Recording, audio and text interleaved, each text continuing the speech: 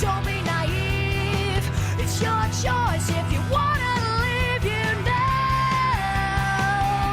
So don't you delay.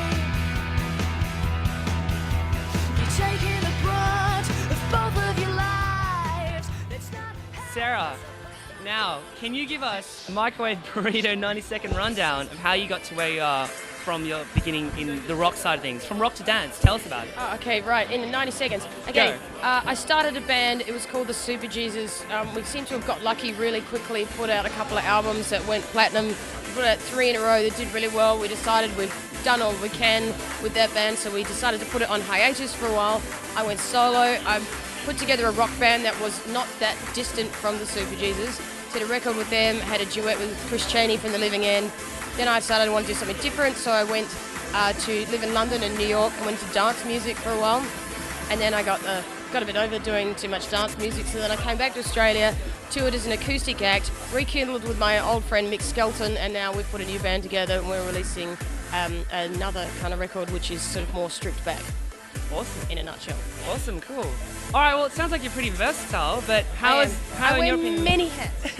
Many hats, cool. So how have people received your dance side of things? Actually, it seems to, my voice seems to work well in dance music. It's not something that I set out to do or ever thought I would do, but I did it once. I had a track called He Doesn't Love You, and we had some dance remixes done of it.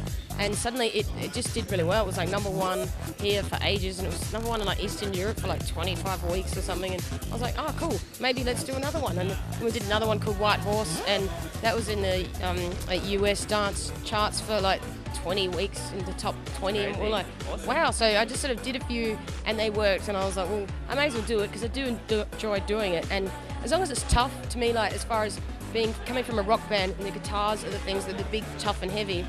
I always thought dance music was like doof doof, but then I realised that you could have really tough, heavy dance music, and the guitars get replaced by really dirty bottom end synths. So that and grunge kick. vibe can translate to dance music. Oh yeah, even more so, yeah.